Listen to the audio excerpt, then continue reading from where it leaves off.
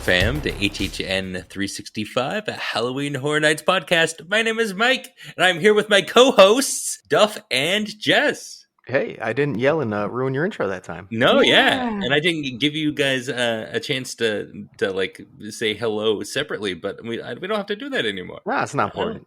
No, it's not important at all. Whatever. Well, on today's show, we will discuss some of the first sightings of HHN 31 construction and go back and give Mike and Jess their chance to finally discuss HHN 30 and kind of see how that would translate to HHN 31 in our own minds.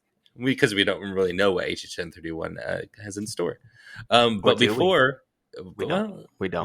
Not officially. We're like 30% there. Yeah, we're getting there.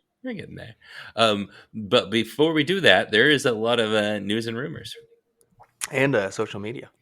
Yeah. Oh, yeah. You can always catch us. Yeah, I always forget to do that sometimes.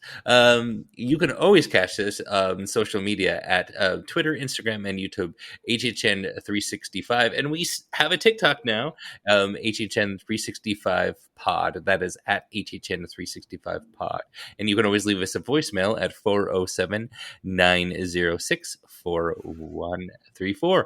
But let's get into the news and rumors. One quick thing to add. TikTok. I did the past two. Oh my god! And I did the past two because we've talked about this on the show. How I never do it. I did the past two, and yes. It's funny. The first two comments that I got on my first ever TikTok I made was awesome, great job, Jess, and like, oh, thanks, Jess. I was like, thank you to whoever left those comments. If you're listening, it made me laugh. But Duff's been doing great. I think Duff's making better TikToks than me. Yeah, I don't know about TikTok that. Bug. Yeah, look at he downloaded it, guys. He used to just watch it on the browser. Mm-hmm. Yeah, I got the app and everything. Yeah. Oh, nice. I still haven't wasted some. Yeah. I haven't actually scrolled through TikTok once yet, though. So. Oh, really? No. I was about to ask you what some of your For You page. I literally go on, edit, post, and then leave. That's it. Yeah. That's what I do with that account too. I don't like if I like something, it's because I don't realize I'm not on my personal account. So if we follow you, sorry for the reveal that we probably don't actually watch you on the account. So I follow some HHN peeps on there, but that's just because they're HHN peeps. Okay, yeah, great. All right, actual news and rumors. Yeah. Speaking of TikToks, this has been the point of the TikToks that I've gone and done, and that's HHN 31 construction finally being visible. I believe we got to mention it on the last show, like that day lighting rigs went up. Is that correct? Mm-hmm. Right? We got to mention it. I believe so. A lot has happened since then. Lights have been put onto those rigs. Lights have been put onto some roofings. This includes Hollywood and Production Central, the lights on the rigs in Central Park in San Francisco. Most excitingly today, the day we're recording, actually, we had actual sets put out in Hollywood. There are 4 different pieces. And if you remember, this is the rumored, according to the last speculation map, the rumored vampire zone. And another thing I got to add, they are the more permanent structures. They're not on wheeled out stages. Yeah, they are. These are going to be sitting in the street, unmoved for the duration of the event. R.I.P. Superstar. Crazy. Yep. Yeah, right? I will say that size-wise, they are not like something massive that, needed extra space. But they are the more permanent ones that are actually on the ground and not easily removed daily. Yes. Yeah. I'm getting excited, guys. I don't know about you guys, but I'm getting very excited. I was excited like when I was like 8 months to go. So yes, now I'm very excited. Oh yeah. I sent the picture to Duff this morning because my sister was like, hey, so friend works in the park and walked into work this morning and she showed me the picture and I was like, ah! I screamed. I sent it to Duff immediately. Mm-hmm. Yep. I then not immediately, a couple hours later, decided to take a lunch break, drive over quickly. I valeted to make it a faster process, go get some shots. And normally, I'm not very much like this came out, I got to immediately go get content kind of thing. Like I'll wait for my, whatever my opportunity is. But like this was, the first sets are just so exciting that I was like, I need to see this right now. I just have to see it in person. I mean, last year you did that too. I remember you kind of called me up and was like, "Get to the Batmobile. There's sets." Yep. Yeah. So don't expect it immediately every time something comes out because it's not going to happen. But the first time is a special occasion. I felt the need to like within a couple hours be there. Wow. Well, speaking of first time, I gave you credit earlier, but I want to give you credit on the actual episode because I don't know how many weeks ago we talked about when we thought we were going to see Scarezone construction. And you said probably September 20th or July 20th, excuse me. That would have been And real late. It's the event's already been happened. It's July 19th, the day that this popped up. So good job, sir. Yeah, I was about to say that. You basically called it because I remember, last episode. You're like, we should start seeing it right around now. I mean, I appreciate the credit, but I literally just went back and looked at what time it came up last year. Okay, you still had, more willpower than we did. Okay, fair. Okay, but can we talk about what the sets look like? Yeah, please. I'm kind of excited. Go ahead. Okay, so I already said it on Twitter, but to me it looks like I said crematorium, but then someone said, no, Louisiana cemeteries look like ovens like this. It looks like a Louisiana cemetery. I said it looks cemetery-ish. I think it goes with vampires, and we might get like some sexy, cool, little marshy, like vampire shit in this zone. Yeah. I don't know. Vampires in scare zones is always a hit with the community and with me. So, I'm very excited about the rumor that this is a vampire. So. Yeah. And I don't think it's vamp related, like Vamp 50 or 85. No. I mean, it could be like Vamp, like 1785, maybe. No, I could see Castle Vampire tie-ins more so. Definitely. It definitely has that kind of.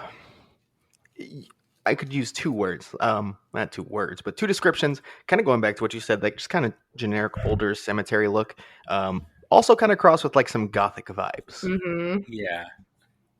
It looks very Ascension Parish. It sure does.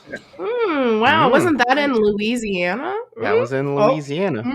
I'm not saying this is a graveyard game scare zone, but the architecture. You wouldn't be the first to say it, though. I've seen quite a few people on Twitter throw it out there. I'm not ready to make that guess whatsoever, because again, it's a kind of specific look, but it could be so many different things. Could you imagine? Oh, I'm still stuck to Graveyard Games scare zone. This podcast would be unbearable the whole season. Aren't we already? It's been gone for almost 3 years, and we're still unbearable about it. We still don't shut up about it. Literally.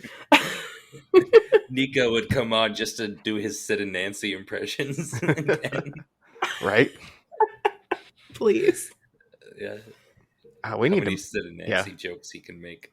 I think you guys are going to hear Nico a lot more than you realize. It's just going to be him doing voiceovers.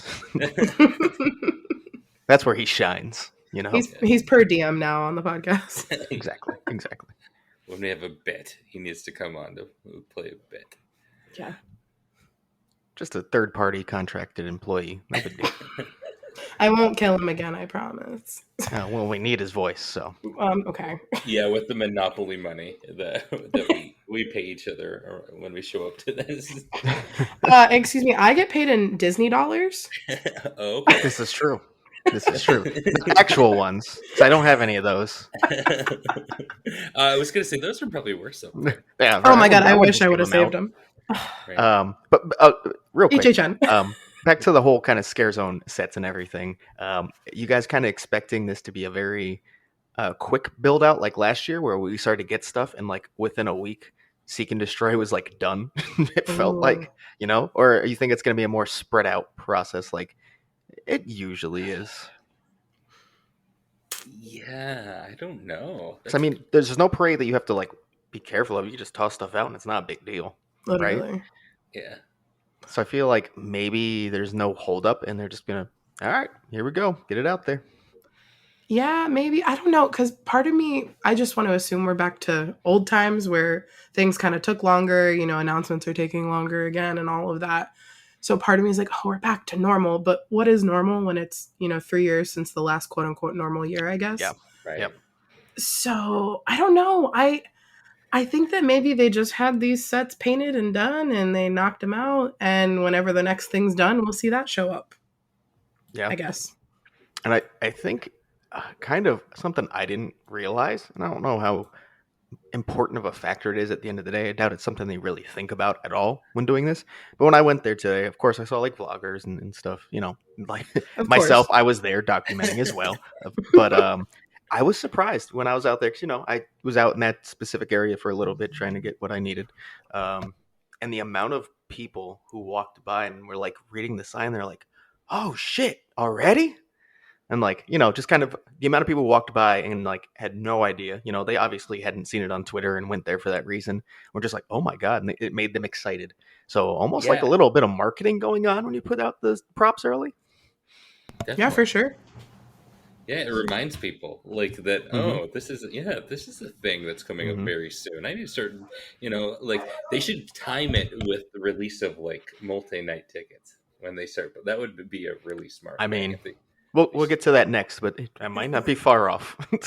I Might think not as be long far off. as they put out that "Pardon Our Dust" HHN sign, it's going to be a marketing tool always for them. Mm. So I was just we'll surprised see. how many people, because I mean, I wasn't there too long, obviously. Right. The amount of people who walked by and got excited was honestly impressive. And like, not that I'm not going to try to like judge someone's knowledge, but like based off some of the reactions, like I would guarantee a good amount of those people don't even know a single one of the announcements. Like, they don't follow the event whatsoever in the off season, but seeing those, they got so hype in that moment. Yeah, to remember it. Yeah, that Exactly. So, there's a little more piece. I don't really think they put that into consideration when they put out props, but seems like it helps a bit at least. Yeah. Yeah. So what else we Uh, got? yeah. So the next thing, going into the ticket and release in general, the website was down today. The HHN portion, especially, or notably, should I say, the tickets. So you weren't able to purchase tickets earlier Mm, because everything was mm, down on both coasts. mm. Hmm. Now, what we know normally is that when this happens, it is usually a week before an announcement because that's usually when they load that Hmm. Yeah. information. Mhm. Um, a week from today would be Tuesday, June 26th. Or I'm sorry, would it be the 26th? It would also be July. July. I said September earlier, Yeah, you so did. Yeah, it would be. So we do know that Tuesday can be a pretty popular announcement day for Horror Nights. yeah. Um, So, just tossing that out there as a possibility. It could be there's at least, and what we expect to be the last IP remaining, and then also maybe Frequent Fear. It's about that time of year where it should happen. So, All right, Duff. We're putting you on the spot here. Next week we will be back to see if it comes. You are right about the. We might start seeing some construction, like in some sets. We'll see if you're right about this. I will say, Jess put it on Twitter first. I was about to say I posted it on Twitter this morning that Oh, it's a week out because I mean Duff and I have been talking about it already, but when we had the Legends Collide announcement a week before that announcement, Hollywood had a leak of the house on their site. yes, I remember Hmm. seeing that. So I was just saying that normally they're loaded a week out to fix any bugs and IT can do whatever and marketing on the last BS, but it gives everyone a time to do it.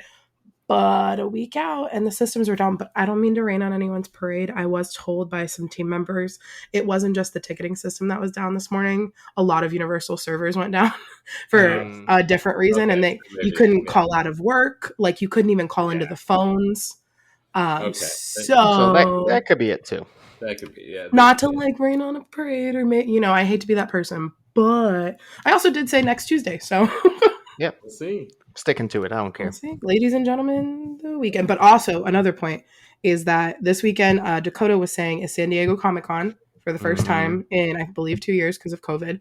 So I don't think they're going to want to compete with San Diego Comic Con this week. Mhm. And next week is Midsummer Scream, where HHN Hollywood has a panel, Yep. Oh, but that's Which on Saturday.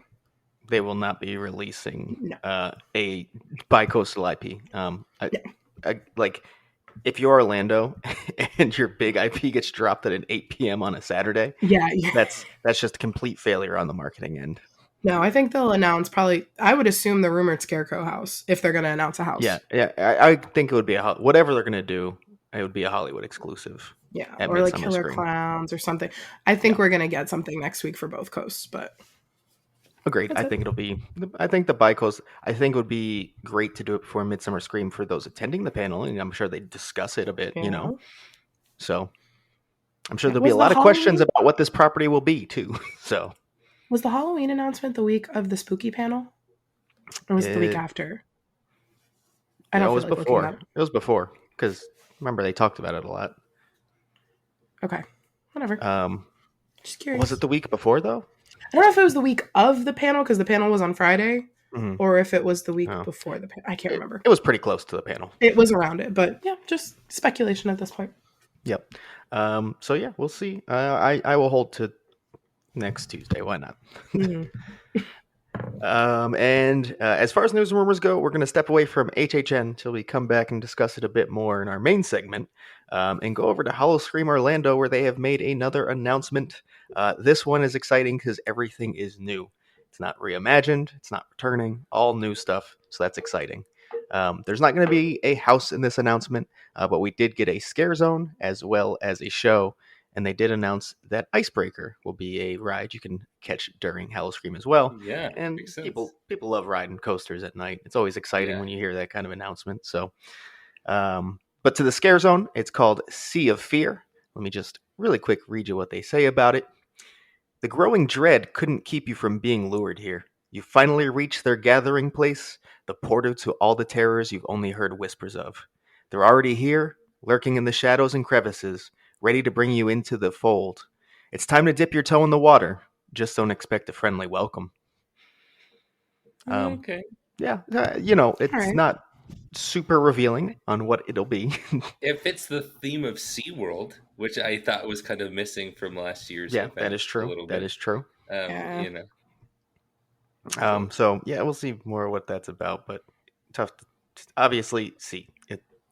Ocean, we know that much, but we'll see more what that's about much later, like at the event probably. And then also the show is called Lurking in the Deep, an Adventurer's Tale. okay. Tracking down sirens is no simple feat. Gather around to hear, gather around to hear the famed explorers' stories, from the horrific to the hilarious. So this is Okay, so actually more about, sirens. and this one was talked about, implied more, I should say, in the little trailer they did, and it showed what appeared to be a pirate discussing or bringing up sirens. So seems like they'll be telling you stories about their adventures, pretty much centering around sirens, I would assume. Interesting. So kind of seems like a bit of a comedy show. Yeah, do we think this is going to be like a stand and kind of walk by show like the Siren show was last year? Or is this going to be like a sit down in a theater? I'm stuck here watching this guy that might be good and might not be good. That's a good question. I would assume it probably is going to replace the Siren Show by the style Yeah. it kind Yeah. of implies it's I going for. liked that Siren show. I won't even lie. I did, but this seems very similar. They're telling a story. So did the Siren Show. This is about the sirens still at the end of the Yeah. day, it seems. So yeah, I mean, I'd say that's probably what's going to either replace it or be an addition to that style. We'll see. Yeah, I like that show because it was a trip. Like it was like I did not know what was about to happen, and then it Same. was just all happening. Yeah, like it's not something I would go back and watch a bunch of times, but that first time seeing it, that I'll never forget. That was quite the show. My jaw was just like actually on the floor and I was like clutching my pearls. I was like, they put this in a theme park? And I just kept looking, they put this in a theme park? And then she got the chair out. And then I looked, I think Duff, weren't you with me? I was. And I just like, they put this in a theme park.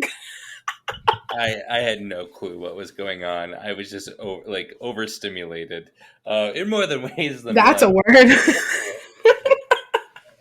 Yeah, it was all happening around me. I didn't know where to look. What was it called? Siren Song? Was that the show? I think so. God, that was not that. It should have been the sensational something. Yeah. Ooh, SeaWorld. Getting a little sweaty in here. It's a little hot in here. Sirens. Let's move on. All right. So now kind of into not the main segment, but we'll move on from news and rumors. First, we have a voicemail to put on the show. So let's play that real quick. Hi, HHN 365. This is Shadow Queen 247. I just wanted to ask if any of you guys have done the unmasking tour and what your opinions are on it. My husband and I are going for the first time this year to it, and I just kind of want to get your guys' opinions on it. Thank you. Have a great rest of your podcast. Oh, have we? Oh, we have. Oh, and Yeah. we love it. Of course, it is nerds paradise for HHN. Getting to a walkthrough, and also thank you for your voicemail, Shadow Queen. Yeah, I mean, I think I can speak for all of us when I say highly recommended. First of all, Yes. well worth the money, Yes. as expensive as it can get. Oh God, buying that second night of the event is that's an expensive task, but it's worth it. Yeah, I like being able to see it right away.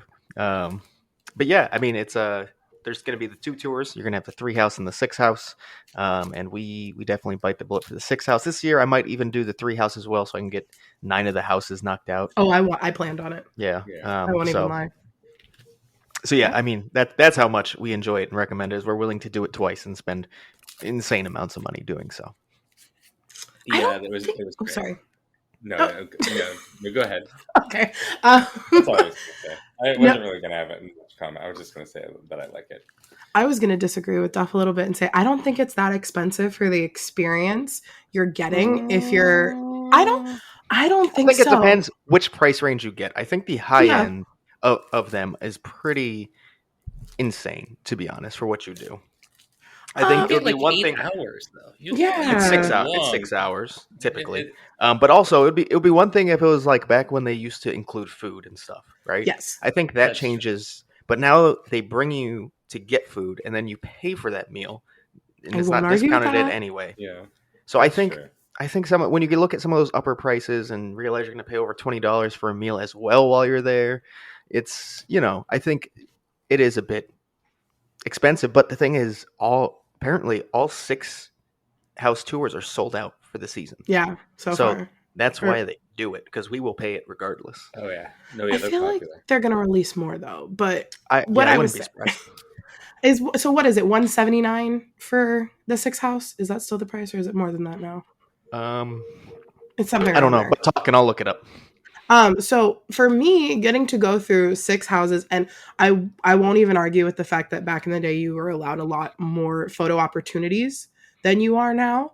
Like I remember, I think the first time I did it was in 2018, and we were able to take so many more pictures that year just compared to this past year for 30.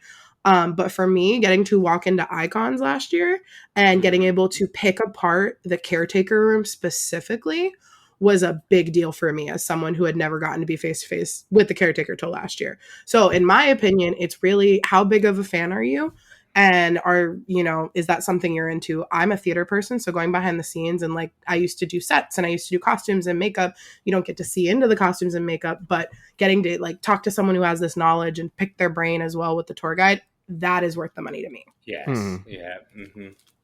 Duff, and now correct me if I'm wrong, Icons was our very first house on the tour when we did it. And I just remember, I'm like, oh my gosh, like I'm walking through these houses with the lights on. And like you said, Jess, like I get to actually get to see all the details of these characters and like all these little, hidden gems. It's worth the money. It's worth the money. Mm-hmm. It's long. I would wish that it was kind of broken up a little bit more. Like I do recall by the time we near the end, I was very tired and very it was like hot, and I was just kind of like by the last house I was just kind of like done. But I loved it. I loved, I really enjoyed it. Maybe they would split it up somehow, and maybe I think next time I'm going to start with the 3 house, and then the 6 house is a little long for me, but I really enjoyed it. And then really quick to confirm the prices, 3 houses range from $79.99 to $109.99, and 6 houses range from $129.99 to $179.99. So I think if you can get it for $130 for the 6 house, pretty solid. compared to what it used to be in the past, still pretty expensive, but a solid deal. I think Yes. when you pay, unfortunately, what we paid, which was the 180, I think it is pushing it a bit. But again, we sell it out regardless, so does it really? They're not Yeah. gonna We're stop. also going the first day that tours are open. Yeah, and that first for both tiers, that first like whole like week, or I guess technically kind of 2 weeks, it's gonna be at its most expensive because people want to see it immediately, They want to like be the we do. first. Exactly. We can call it the influencer tax. Right.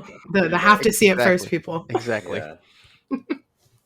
Yeah. So I mean, I don't know how well we actually answered your question, but we all heavily recommend it and think it's worth it. So, yeah, it's a great experience. Do it. Should we get into the main segment now then? Let's do it. So I'll kind of introduce it because I'm basically handing the reins over to you two after this. It was actually discussed before, and some people said, "Yeah, you should do it." So here we go.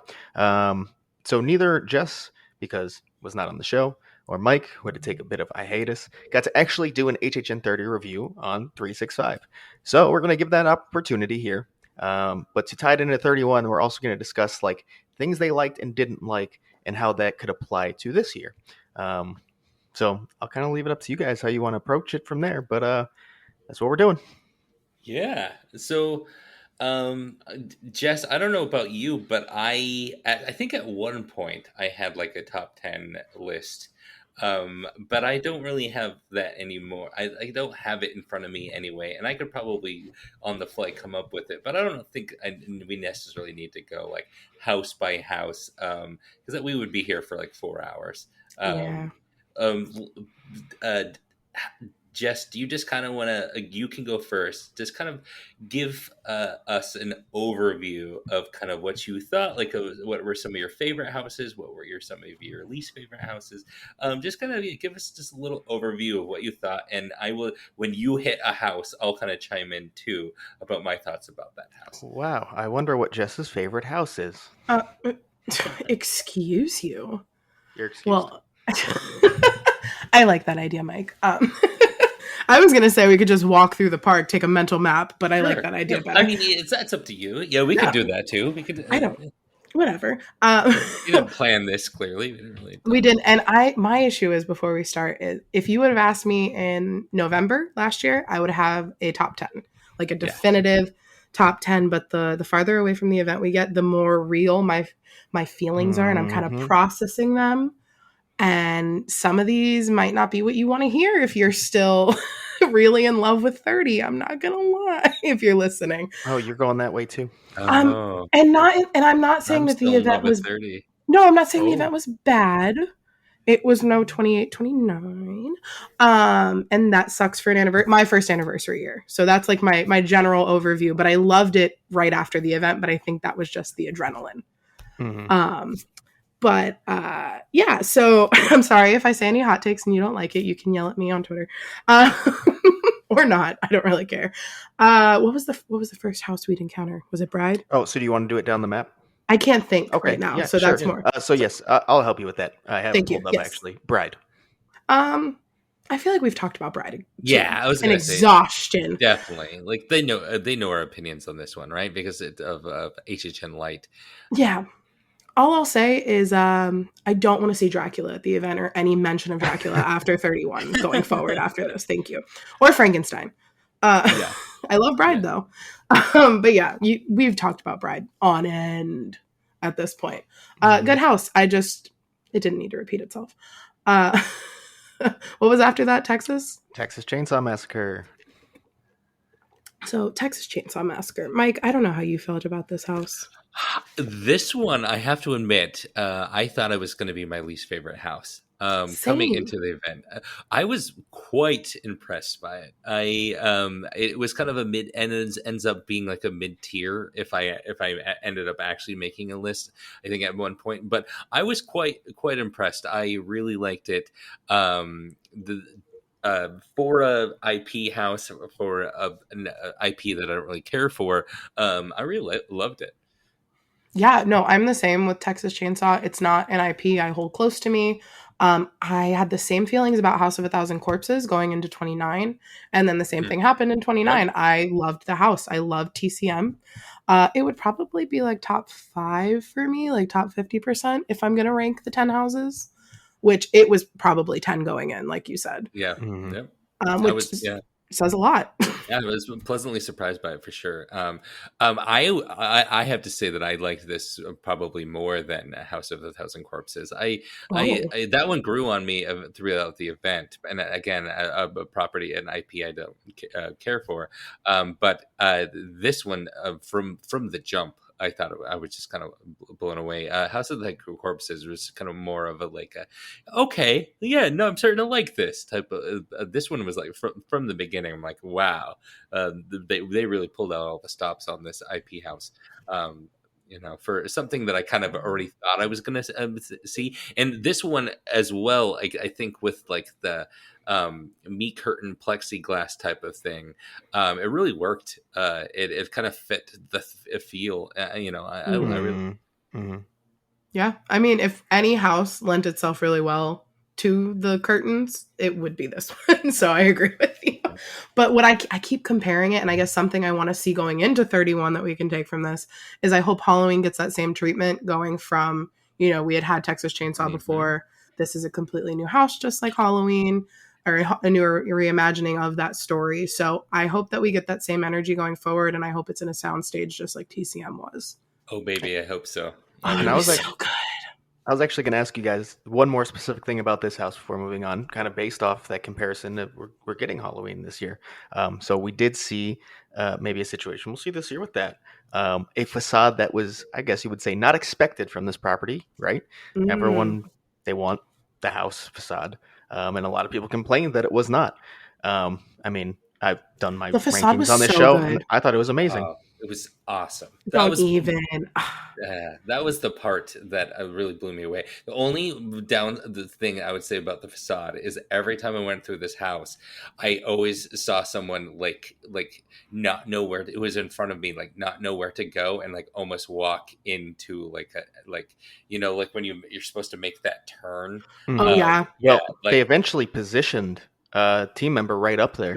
It took like halfway through the event, but they used to kind of stand like right at the front only. Then they had one at the front of the like entrance, and then also one in the middle of the facade as well.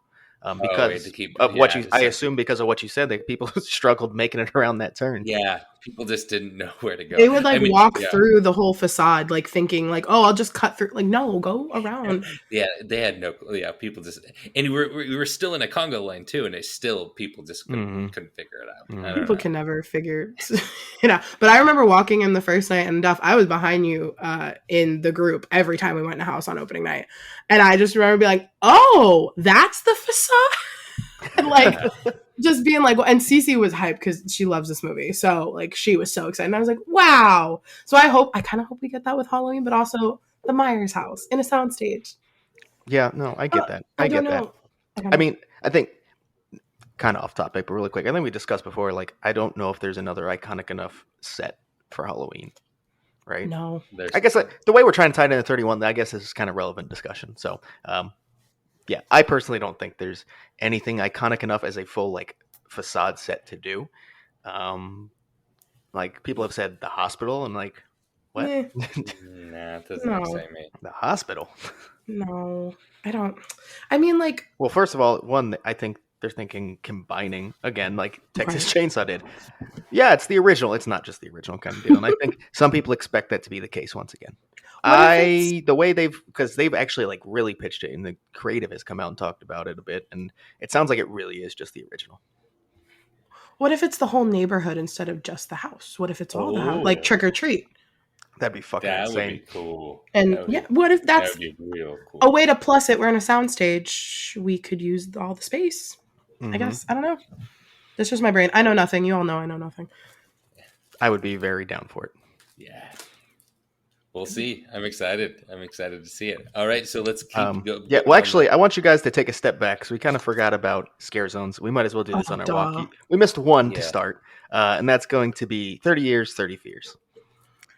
Mike, I'm going to let you go first because my relation to this zone is a little different than everybody else's. Yeah, Is it? I'm just gonna say a kind of carte blanche that I didn't love the zones That's this year. fine.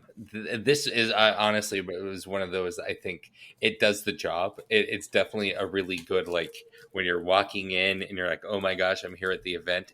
Did the job for that. But as for actual scare zones, you know, it, it was limited. I know with by how many people like they could have in the streets and what they could do. I think this one I think did it well. I liked kind of like the structure of it. I liked the flames and everything. I would say of the scare zones, this might be up there as one of my favorites. But I didn't love overall the scare zones really in this event. I would say they kind of were all weak, but this might be one of my favorites. Okay. Ooh. Oh, I wasn't expecting that. Neither was I. Again, I didn't. Full disclosure, I didn't spend a ton of time at the event in HHN 30. My life kind of exploded, but and especially when I did get there, I didn't really hang out in the scare zones. So this one, I remember spending a lot of time taking photos and videos for HHN 365 that I don't even think we ended up using. So I spent we used at least one video. Okay, I spent a lot of more time in this scare zone than most others. So I got to see this one a lot more than any of the others. And you can't avoid it either. Some No. of the so yeah. So I have a more of a fond memory to this one than some of the others. Which when I again did get to see them, they were not really firing on all cylinders many of the time. So. So, if you all did not know, I got engaged in this scare zone not on opening night, on the second night last year. So that's why this zone is special to me. But taking my bias out of it, visually, it was my favorite zone to look at. Just because we had that old, the HHN. What do we even call the structure? What do we call that? I think it's typically just like HHN like truss. Sure. Trusses. Oh my God, there's going to be a Twitter account truss at HHN Truss. Yeah, I was struggling for the word too, Jess, when I was talking about it, but truss I think is a good idea. Yeah, the thing with the fire and the lights. But I loved that. I really loved the icon signage, the big photo ops. It was a photo ops scare zone. They all were last year though because of the staging and the COVID of it all. Yeah. It was my same issue that I had, not with Altars of Horror. What was the other one? Was it Altars of Horror? Which year? A Harvest would have been. Was it the one that had like the doors for all the IP, or like not the door, but it had the Halloween? That was 28. Yeah, 28. The Harvest then, yeah.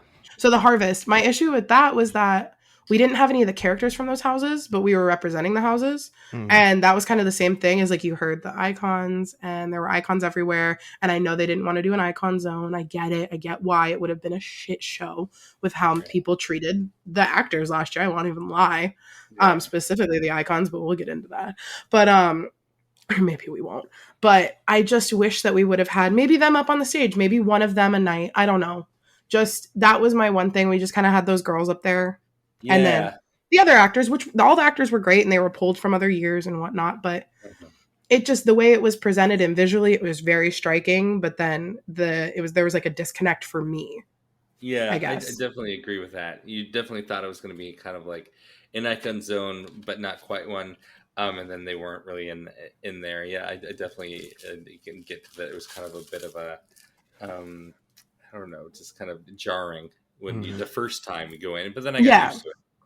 Yeah, and like I got engaged in there, so like obviously I love it. And my now husband did that because we couldn't do it in icons in the house; it wasn't feasible. So he did it in front of the caretaker the best way he could. So I all the scare actors in there really helped actually with the proposal too. So like shout out to any of you. This is not me knocking any of you. You guys did great. I love you all so very much, but I just wish that even like the icons minions like that we had from 25 in the streets, if they would have been in there. Something. That's it. Well, unfortunately, due to time, we're gonna have to move a little bit. Oh yes, quicker I'm here. sorry. I'm sorry. It's all right. It's all right. So we're gonna move on to the This next might be house. a two-parter episode. Revenge of the Tooth Fairy. Bye. Yeah, we've talked about this. Ugh, it just I didn't like it at light.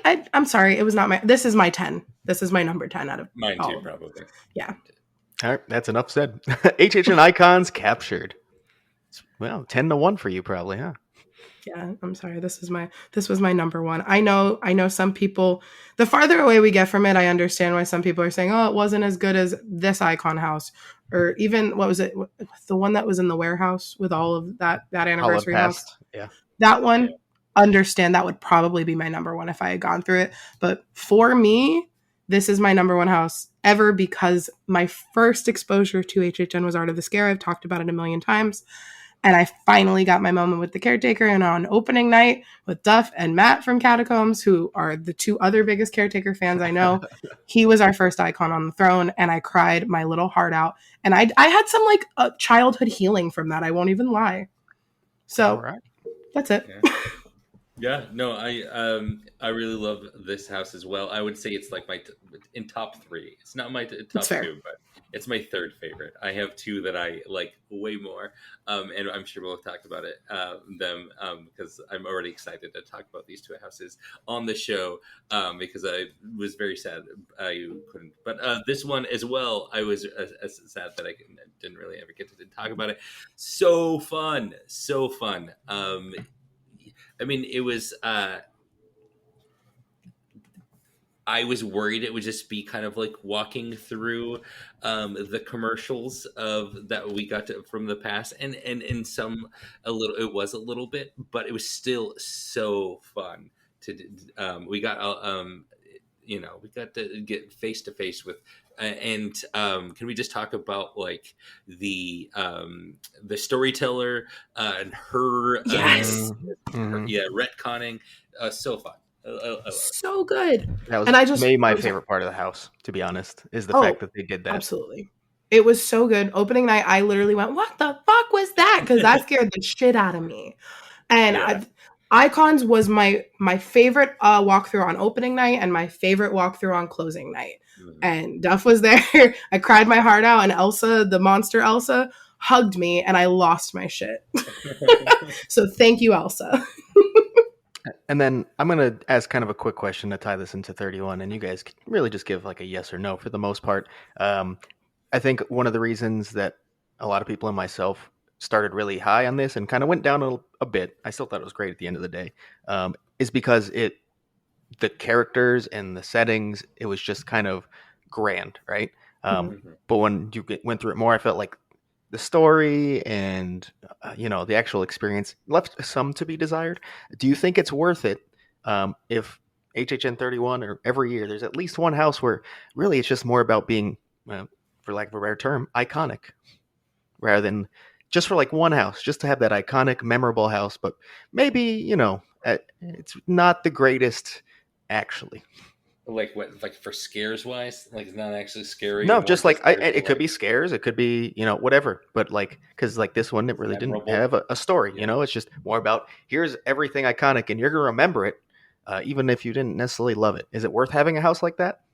Would you like to see them purposely do that? I guess is the better question. I think it worked for an anniversary year. I don't know if it was great for every event. I am more of a story-driven house guy, but I think it worked. It definitely worked for HHN 30, and it worked way better than Scary for sure. I think that one tried to do that and missed the mark just a little bit. This one it did it well. Yeah, I don't know. I'm all about the details in the story, so I'd rather not sacrifice anything at the end of the day. But if it's sacrificing like losing an original for an IP, like let's say Blumhouse, to make more money, I'm not against it because more money equals better events in the future. Okay, if you say so. Anyways, moving on. Okay, maybe not Blumhouse. I could use a better IP, but you know what I'm saying. Yes, I got you. So next we're going to move on to another Scarezone in Seek and Destroy. We were so disappointed. I remember us. We were talking about how there was going to be this badass puppet, and there was going to be The so controller. yeah, so many cool things that we were so excited about this. We hyped this one up. I feel like we did this to ourselves, Duff, because I don't know if like got so excited about it, and it still was fun. It was still fun, but we thought this was going to be like and it was what it was. To be fair, and this isn't a review for me, I just want to point out this was my number one zone of 30. So you still liked it? In an admittedly bad year for zones. So, but it still was my number one of the year, and I enjoyed it quite a bit overall. I never had a good experience in this one. I said 30 was worse than bad for Scare Zones. Yeah, I think it was it might be my least favorite year ever for zones. I don't blame you. And like that includes Walking Dead party. So Walking Dead. Yeah, Seek and Destroy. I enjoyed moments in Seek and Destroy. I did not enjoy Seek and Destroy. That, I guess, is the best way I can put it. And that's about it. I liked when they added the victims. I really thought that was a big improvement because they didn't have them the first. I don't know if it was the weekend. Yeah, I think it was like the first 2 weeks, to be honest. Yeah, that sounds about right. Because I was like in shock when they added them because I was like, oh, there's finally someone scaring. Mm-hmm. Yeah. Which, again, not to knock any of the, I don't know, were they aliens? It just like, it wasn't my jam. I'm sorry. I will never fall for the sci-fi stuff. No. Unless it's campy. They tried a thing. Well, I think that's what they were going for. Yeah. I think they're a little bit. This one was one of those that they tried something. They had a really like out there idea with the controller, and it just never came together. They tried something, and they just never have. And we can't. I would rather them try something really out there that and then have it. Then they just do kind of like, oh, okay, this is just going to be kind of your typical scare zone. Mm-hmm. They tried something. If it would have worked, I think it would have been my favorite scare zone.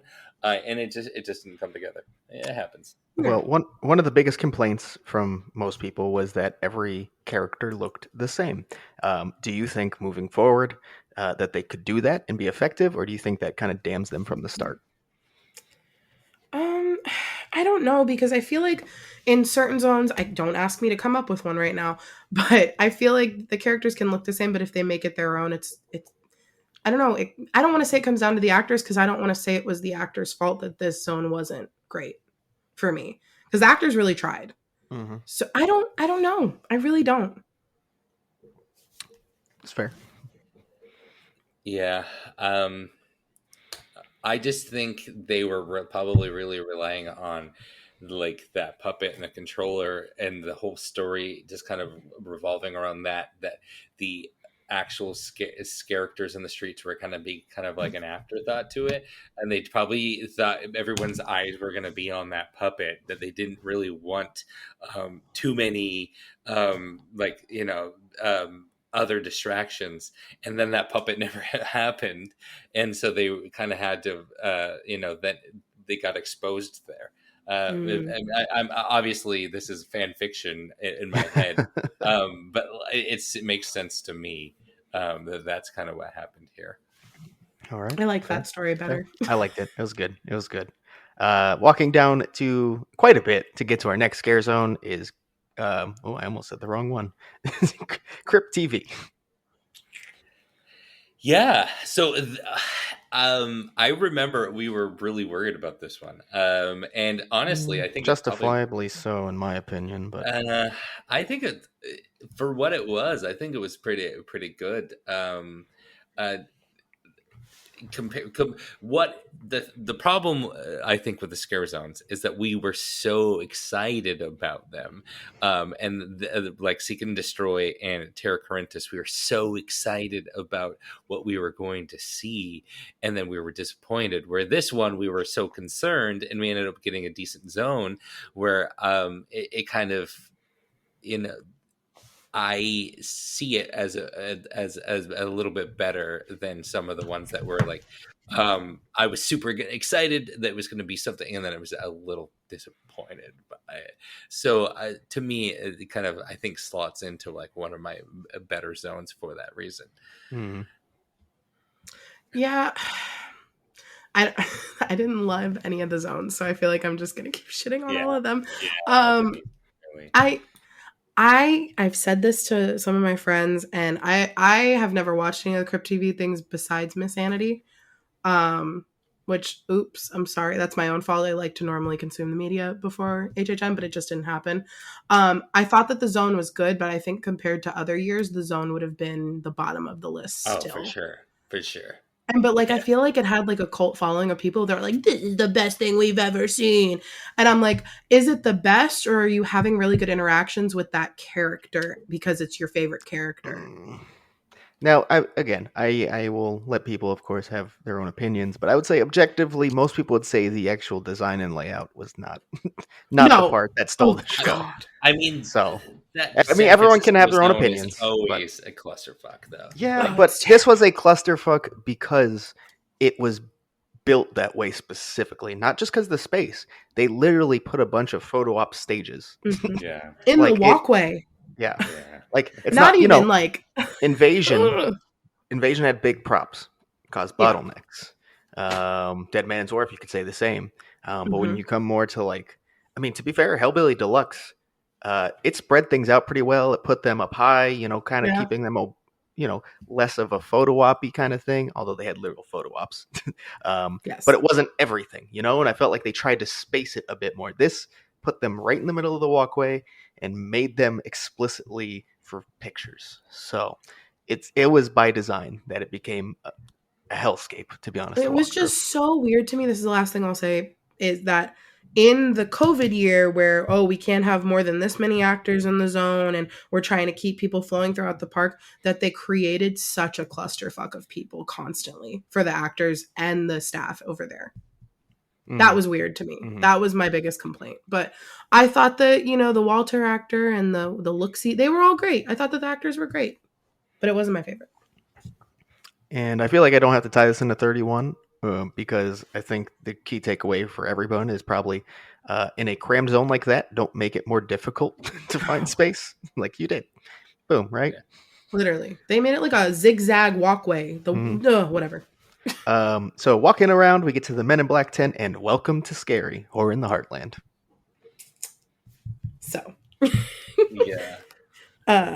I've talked about it before. If you didn't have an attachment to Cary, Ohio because of the event and a knowledge of the history, this house wasn't for you, and I don't think it was enjoyable. I loved it because I'm an HHN history nerd. But our friends who came for the wedding and people who just came once to the event that I knew said, hey, it was all right. It was fun, but we moved so fast. I don't know who any of those people are, and I couldn't get invested. Yeah. The MLB tent is always, it's one of those where it's like just so small that it's kind of hard for me to get too invested in it, because by the time I do, it's like, it was over. Like, okay. And I feel like, but yeah, I feel like, I think this is another one of those in our head. We hyped it up so much, and then what we got was really good, but we were missing some things too. And I think expectation versus reality here is another one that I think we kind of, at least me, I kind of affected my experience on it. Yeah, it also was weird that we got, if you only went through the house when the light was when it was still light outside during a certain cast, there was Meaty Meats outside with the chainsaw. That was kind of weird. It was never consistently staffed for that position. I never saw that. I didn't even know that existed. Oh, yeah, no. So I found out, like, I guess a couple weeks in, they were like, if you catch a certain cast, I don't remember which one, and then before the sun goes down, there's a Meaty Meats behind the facade as the first scare before you enter the building. And it was really good too. I thought it was really good when Yeah. they got it. I Never don't saw. understand why they, and then also some way through the run, they added him with his drop panel, or they added a victim, excuse me, with the drop panel in the meaty meat section. Right. It No, I was a did movie see poster, that, I think. and sometimes I think it was meaty meats. I'm not sure. Yeah. It was inconsistent. That was my other issue. It was inconsistently staffed sometimes. Yep, it Yeah. was. I do recall a meaty meats in the poster, but I definitely don't remember one outside the facade. It was a fun little like icon you had to collect. Yeah, I guess. No, and that's fun sometimes when the event does that. But yeah, that's news to me. I didn't know that was the thing. Well, let's save some time here for an all-timer, in my opinion, and I know you both enjoyed it as well. That would be the Wicked Growth Realm of the Pumpkin. The Pumpkin Lord. Yeah, I love this one. I don't think I love it as much as everyone. I think it's probably my fourth, because I love two others Your a little bit what? more. Yeah, I 4 do. of the year or 4 of all time? No, of the year. 4 of the I year? have two others that I love more. Oh. Mike. Yeah, I know. Again, I think if I had spent more time in this event, it would have moved up a little bit higher. But That's fair. I don't know because the other three above it icons and the other two that I guess I'm not going to reveal yet until we get to them. I think one of them's next. Yeah, Probably. yeah. It was great. I can't say anything negative about it. There are a couple more that I liked a little more. All right. Wow. Well, it was my number 2 of the year, behind icons. Yeah. But I just thought I love Halloween, and not to quote the Pumpkin Lord, but Halloween is in my veins. It was a great house. I would have loved to have seen it outside of COVID precautions. But it was already, I don't want to call it a perfect house. The more I look back on it, the farther away we get, the more I really wish we could have seen it in another year. Mm-hmm. Just because it was so good with the precautions, but it started to lose some of the scare factor the longer we ran through it because I knew where they were going from. Whatever. Yeah. I think it's a situation for me. Every house, when I put it in my all-time rankings, to actually place it, I have to wait at least a couple years to fully let it settle and experience more. Like, is it still holding up? And I think so far it is. To be fair, Okay. so I think it's one of those things.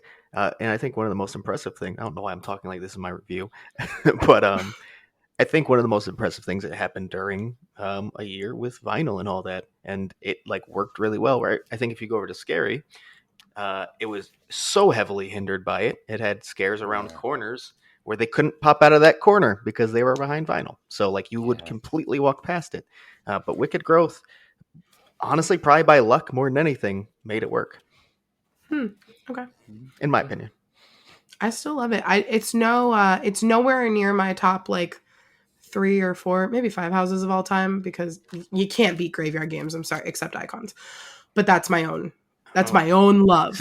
See, going back to my whole like I need to wait a couple of years. Graveyard Games, which I thought could be maybe number 1 all time, is probably closer to like a number 3 or 4 for me after a couple of years. Still, but you've been through a lot more houses than I have. Let's not to stop this review. No, fair. But yeah. Well, to keep the review moving on, then the next one is Puppet Theater Captive Audience.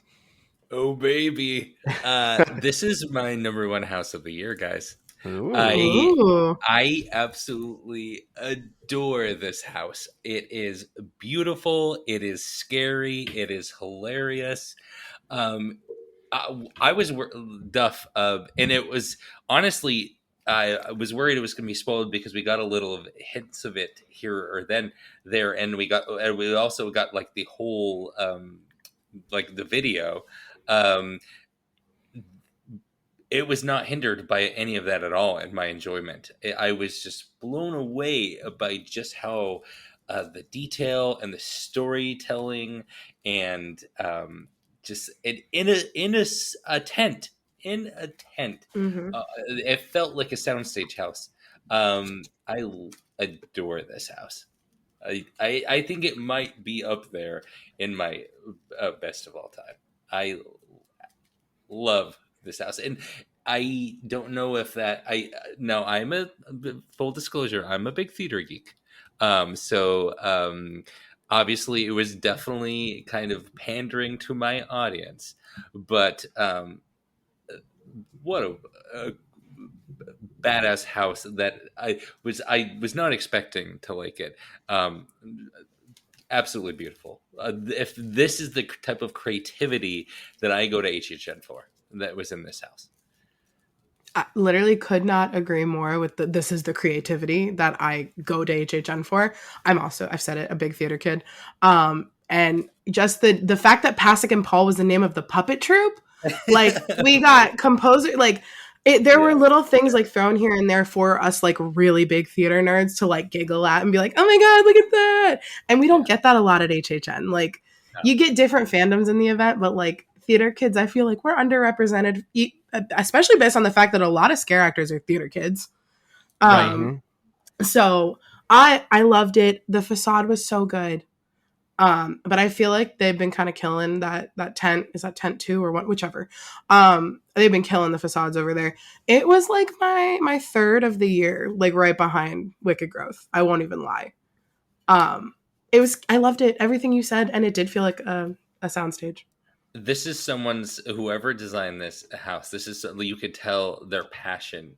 Like someone reached into like their theater geek passion and just like, I'm gonna just throw this creativity on to this house, and I'm gonna do it the way that I want to do it. And the people above him just let or her, I don't know, or that team of people, they just let them do it. And they let them have it, and it's amazing. And this is why the originals are always, in my opinion, if they're done like this, are always going to be better than the IPs, because there's when you're doing with the IPs, there's another set of executives that make the decisions, and then with the originals, they let them just run free on this one. You can tell. And it's someone's passion, and I can tell that whoever like really designed this like has the very similar to me as well. I don't know. It just kind of hit all everything for me. It was like a Mike's perfect house. Like, it's something I never thought I would actually ever walk through. It's like a haunted house themed like this with Hamlet jokes, and it was amazing. I'm going to have to cut the conversation here due to time. We have like 7 minutes to talk about. Listeners, we have a hard cut tonight, unfortunately. I think a lot of what we can go through will be quick discussion. Although this next one, I'm sure Jess has a lot to say. So if you can sum that up quickly, that'd be great. Okay, and that's going to be Beetlejuice. The farther away we get from this event, wow, I'm nervous. I'm sorry. I'm trying to do this quickly. I haven't said this on air yet. I have talked about this with Erin, Crazy Shark Lady, because we have Beetlejuice tattoos. She's my soul sister. The house, I will agree, was not great. I said it. Okay? You're welcome. I said it finally. There it is. Wow, I'm like really nervous. Did it really fill something in my heart that I needed to see at my favorite event with my favorite character? Yes. Do I understand that I am very much in the minority because of my, relation to the character? Yes. You guys got Ghostbusters. I thought this told the story better than I'm not you, but the people who use that argument. Right. I got Ghostbusters. I think that Beetlejuice told the story better in the house than Ghostbusters did. I liked Ghostbusters' house better than Beetlejuice. There, I said it again. Wow. It really hurts. This hurts. Well, can I hear the most painful thing? I assume it won't be too bad, but where would you actually put it on your rankings of houses now? For this year? For this year. Jesus Christ, stuff. I'm like, this made me nervous to say all that. I don't think you guys understand. I mean, I do, because you've almost said it many times and you have to hold yourself back. So I have, but the further away we get, I understand. I also wish that the actual facade of the house would have been able to be the facade. Or rumored. I don't know if we're still going with that. Whatever. Dante's was supposed to be the facade, guys. Not in the middle of the house, is what apparently everyone is saying. But where I would put it. So Icons is 1. Wicked Growth is 2. I said Puppet is 3. Jesus. 6 or 7, which is, really low when your name is Beetlejuice online. Yeah. You would have never thought you'd put it that low, I'm sure. No, if you'd asked me in 2020 after Beetlejuice Day, that's the thing on Beetlejuice Day, which is the 2 days it was open. That's what I refer to it as. That was my favorite house I had ever been through. And Aaron said the same thing, but it was more of an adrenaline rush.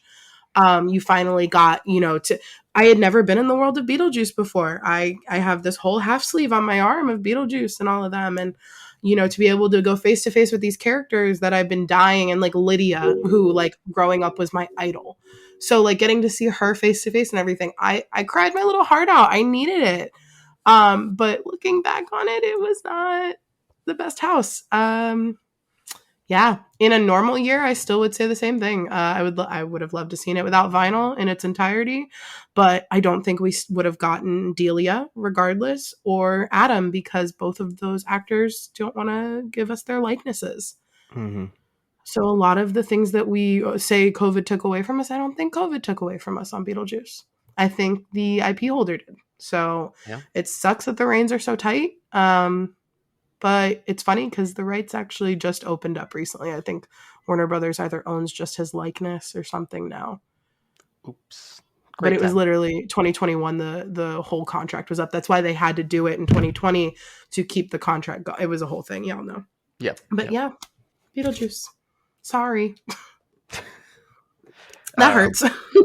Even I was really high on it for Beetlejuice Day in 2020. And like you said, I think a lot of it was adrenaline of that experience. Oh, you get to go to a house for 2 days total, like a very different experience. And thinking it would be very plus to the following year, which if anything, it was minus. Just say it. Minus. Yes. It was minus. And that is the one thing I will say is that every house we walked into on opening night, we're like, oh, I can't wait to not every house, but the 3 that we had seen. I can't wait to see what they plussed. And then I just kind of left and I was like, oh my God, it's HHN. And then I would like look at you or Hunter or Cece and be like, did they change anything? Mm-hmm. And then we'd all go, no, I don't think they did. Mm-hmm. And we'd all kind of have that like come down from the high together. Ended up making the priest aesthetic figure. That's a change. That was, again, kind of, I understand that that's an easy thing to do for staffing, when you're having trouble staffing. But they just took away so much and there were so many static figures in Beetlejuice. So many. Yep. So many. I can't. Not my favorite. I'm sorry. I'm saying sorry to myself, not to anybody listening, because I know you guys don't care. No. But I'm dying right now. Mike, did you make it back? That's a no. He loved Beetlejuice. He loved it. So Mike had to step away for a second, so I'm just going to kind of let Jess continue, and hopefully Mike can get back and finish up. If not, well, you kind of figure there's only a couple things left. So Jess, the next thing we're going to go to is Gorewood Forest. Not Hill House? Oh, we didn't do that. The Haunting of Hill House. We did actually skip it completely. I've talked about this, I feel like, on end with you, that I never had a good run through Haunting of Hill House. Maybe one the entire season, which, considering how many times I went to 30, is alarming if I've only had one really good run. Yeah, I don't expect perfect, but... It was very... I was going to say hit or miss. It was very miss for me. Yeah. The good runs were few and far between, unfortunately. And when they were good, it was still... left some to be desired. I think just the way the story developed through the house was not the best example of that property. So, no, and then even seeing you got to experience Hollywood's, I didn't, but the video in Hollywood, it just looked, I don't know, it looked more complete, but that could just be the video. Well, I don't know if you remember. I think. This is actually not most people's opinion, though, so you might be right on your end. I think Hollywood's Hill House is one of my least favorite houses ever. Oh, no. So, just saying. All right, and Mike has stepped back in, and good news, no more time limit, no more hard cap. So we're just going to kind of discuss and enjoy. So, We Mike, got the rest of the night. So exactly. yeah, Yeah. I hope, Let's go till you 1 guys, a.m. hope you guys want a 6-hour podcast about my thoughts on Legendary Truth. I'm just kidding. He could do it. So you have to make up Beetlejuice and Haunting of Hill House. Awesome. Yes. So I'll start with Beetlejuice. I I I like the house. I think it's fun. I don't think it was necessarily scary. I think this one. I think I've talked about it quite a bit on the show, just because of we did get to experience it that one time. Um, at HHN late, so you like the listeners know my opinions on it. So I'm not going to talk too much, but I do think this one in general was very hindered by the just COVID in general. I think we would have got something a little bit different, and probably way funner, and more loved by the fans and everything, had we not been in a global health pandemic. But so it's not necessarily the fault, but we have to judge it by what we got, and I think what we got was kind of a flawed house for sure. Still fun, still a remnants of what it should have been, but not quite the same thing. And that's sad but true. It's the truth. Is it like a bottom 3 for you of the year? For sure. Yeah. I would say it's definitely bottom 3. And it's sad that the ones that we saw in HHN Light are kind of like the bottom 3 for me. With maybe I think Scary might be over Brides, honestly, or lower than Brides. Yes, it is definitely bottom. I would say it's probably my second. I think Tooth Fairy is my lowest, and then this one comes in behind it. Fair. That's fair. But Haunting of the Hill House, this is the one that I think I differ from. Obviously it's still mid-tier for me, and lower mid-tier just because of so many other great houses. But guys, I really like this house. Like, I really like this house. I think in a normal year, I really like 30 too. By the way, so I don't necessarily agree with it, Jess. I think this is a really solid year. Not counting the scare zones. The scare zones is kind of what ruins it. But the houses wise, this is a solid year. And Haunting of Hill House is, for an IP house, is a great, in my opinion, a great IP house. I think it kind of ticks all the boxes of being just in general kind of great walk-through attraction haunted house. But it also tells kind of the story of the Haunting of Hill House pretty well as well. I think it definitely talks about some sensitive topics that did trigger people that I've seen kind of for a reason or another, that it's a reason why people don't like the house. But HHN has always talked about sensitive topics like suicide and some of the other things that the show touches about, like abuse. That's something that HHN has always not shied away from, and I don't think we should necessarily judge the house just because it does do that. And I think because I know that in 2022 that some of those topics are much more we're treated much more sensitively, and I think that's a good thing. But I think that house is a really good one. I think it's a really good house, and I don't think necessarily because of it touches suicide and some of the other things is a knock on it. Well, you said you differ. Are you saying you differ from us? Because Hill House was a very heavily praised house for the most part. I know, Duff, you didn't like it, and there's certain from certain people. I guess I'm just going by you. I guess okay. I know you it's don't. me too. I don't like it. Oh yeah, and yeah. I know Hunter. I don't think Hunter cares for it. There's quite a few people I've talked to who don't necessarily care for it. Okay, fair enough. I just never had a good run. I'm sorry. Ever. It was tough to get a good run. I agree. I had some great runs. I had fantastic runs. I'm so jealous. I really am. I wanted to love it. I think really the unmasking of the horror tour really made me fall in love with it, because the first time I went it was before that, and it was okay, it was solid. But the couple of other times I went through it was after unmasking, and that's when I really fell in love with it. The details and some of the technical side of this house, I like it. I think it's a solid house for a HHN IP house. I don't. I understand why you and many people like it. Just didn't land for Mhm. me. That's all. It's not like a full differing opinion. It's just it never fully landed. Is for me. That's all. So let's move on then and go over to Gorewood Forest. Gorwood. Yeah, I've kind of already talked about it. We had so much hope for this one. It's this is probably, if I had to say, one of the the things I was looking forward to the most was the return to Terra Carentis, and Mhm. I was so excited, but I was concerned it was going into this place. But I thought, oh, okay, no, maybe we could expand it. Maybe we would get a stage. It would extend into Hollywood a little bit, and we know that we're going to really get what we're going to get, that Terror Queen house that was rumored a little bit, but it's just going to be in the zones, but we're still going to really get a solid representation. We didn't, at least in my opinion, we didn't. It wasn't quite what I was hoping for. Yeah, same. Like everything I had, learned about the Terror Queen and how everything kind of tied in when it was over at Islands, and that was, all the scare zones and everything.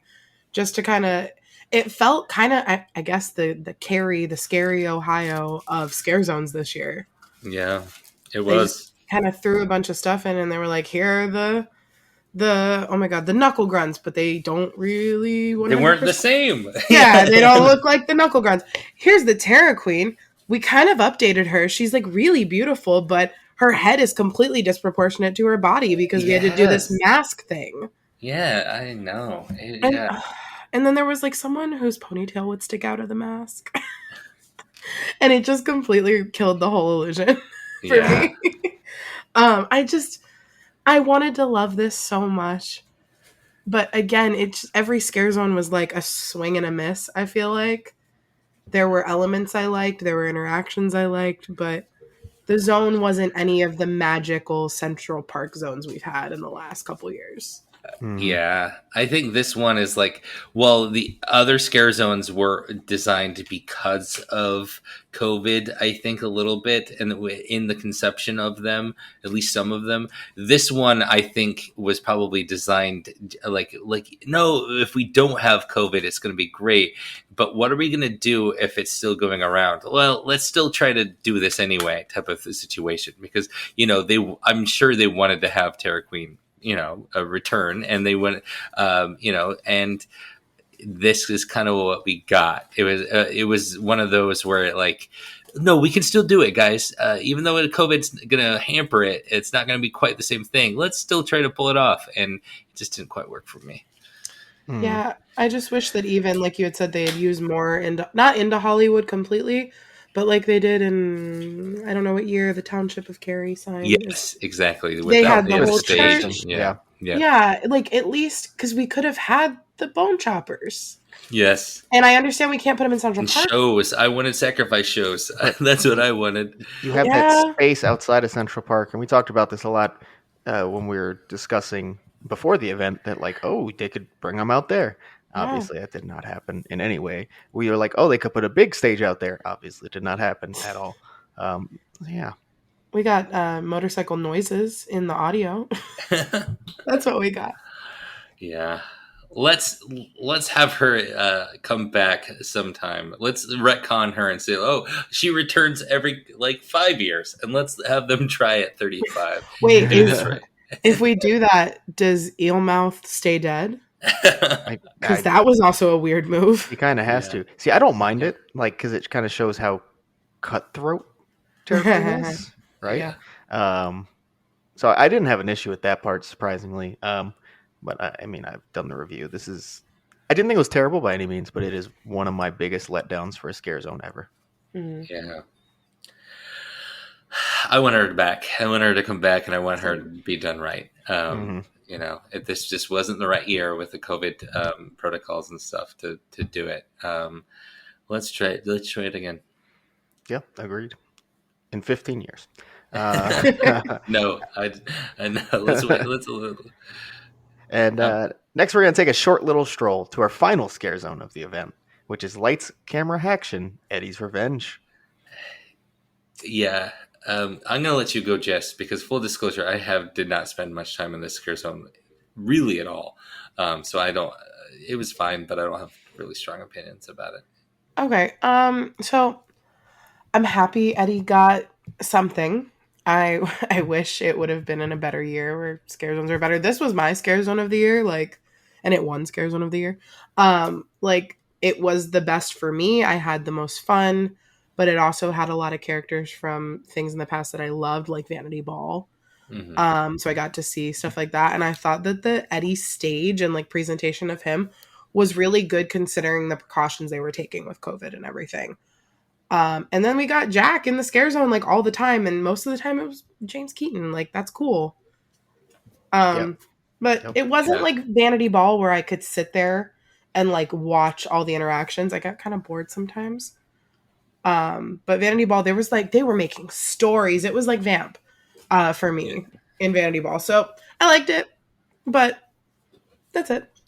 Yeah, I was about to say, for someone who experienced most of this event kind of through, Twitter and pictures and Facebook and other people's experiences, it seemed like most of the fun that to be had in the Scare Zones this year happened in this Scare Zone. From what I saw, I just didn't ended up. It never was happening when I was there.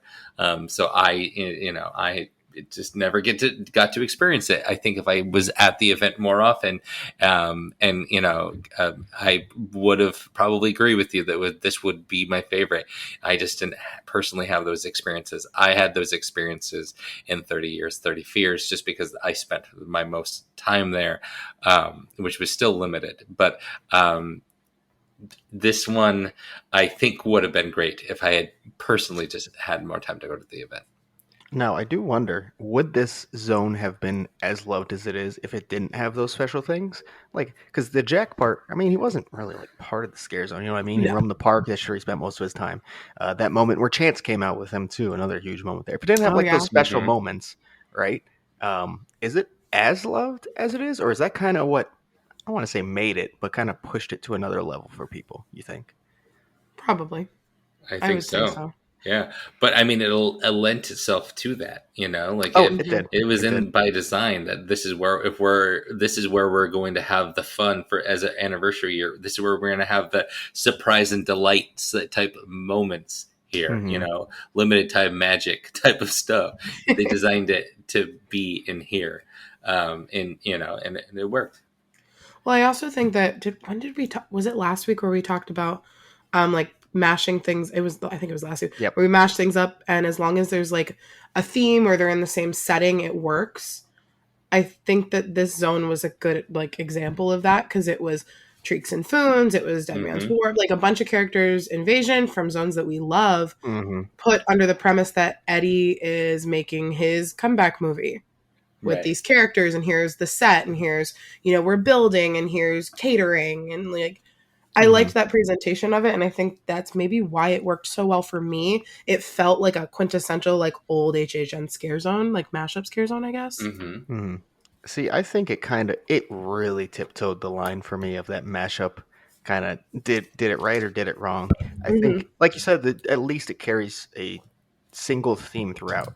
I think it pushed maybe a little too hard with how much they tried to shove in it, and how, like, a lot of some of the characters had like backdrops to work with and stuff, and some of them had nothing and were aimlessly walking around. It almost felt too much of a mashup. They were just characters from all kinds of different HHN lore that were in there and had nothing but that single character clashing with this other single character.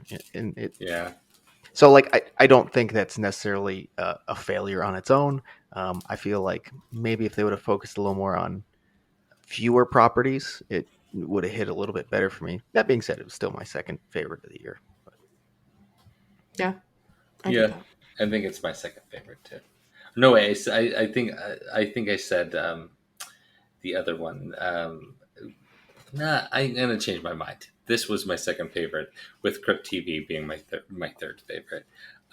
But they were close, and I didn't get to spend much time in either of them. Mm, fair, fair. And let's get to the last house then. I know, Mike, you're going to Ooh, enjoy this quite baby. a bit.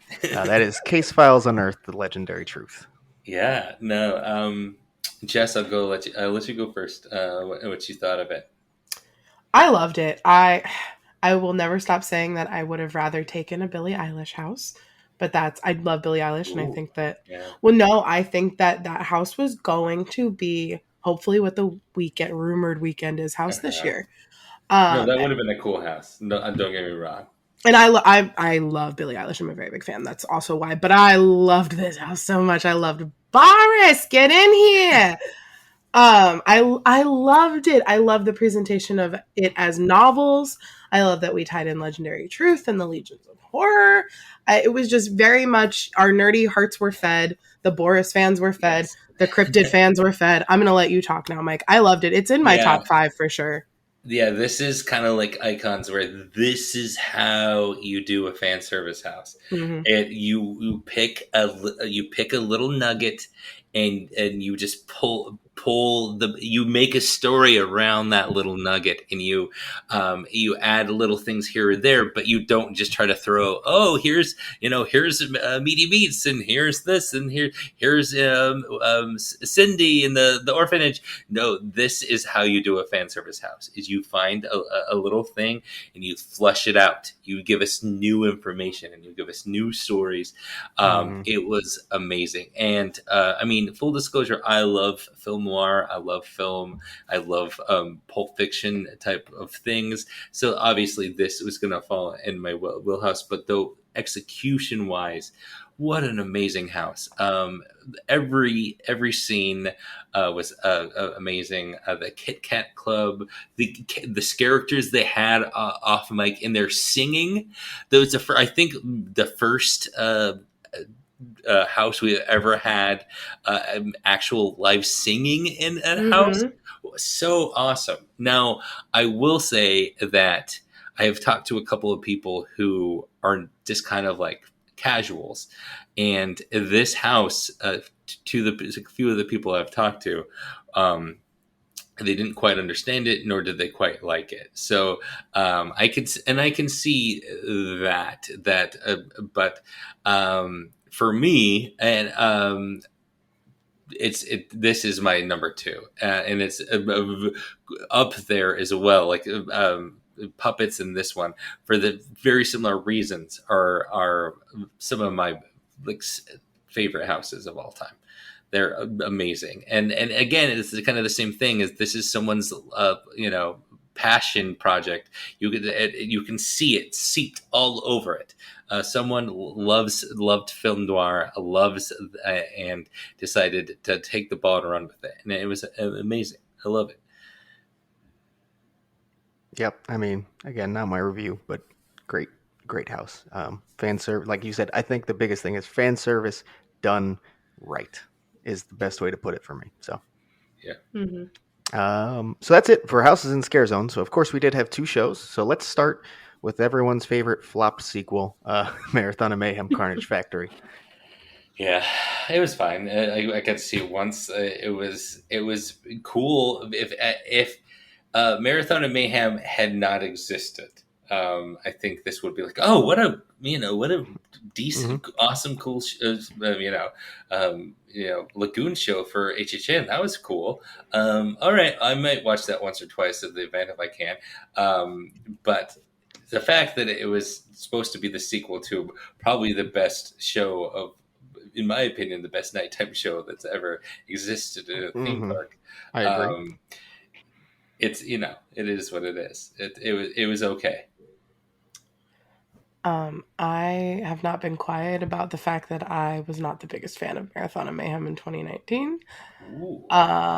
It's just I don't I I've said it on Scream Queens. I'm pretty sure I've said it on here. It's not my kind of a thing. I also don't like standing for shows, so I'm kind of a diva when it fair comes enough. to that. And then you just kind of make a sequel of it. And I will say I liked Marathon of Mayhem, but it wasn't something I was dying to see every night in 2019 like some people were. But Hey, me. Me, yeah, I I no, love would it. make time for it. I would make time for that every night. and I that's love it. great. I was running graveyard games like it was an addiction Yeah, most nights. we so Porque no los dos. Because standing. I'd Yeah. rather walk if I'm gonna Yeah. stand. Fair. Yeah. But so this one, I don't even think I saw the whole show. I think I saw it Duff on opening night, but we kind of like walked past it and watched it for like a couple minutes, and that was it. Mm-hmm.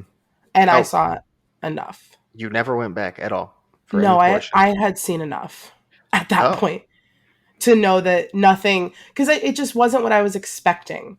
I guess for an anniversary year. Yeah, it really, the only anniversary, and this is a real stretch calling it anniversary factor, is Jack himself.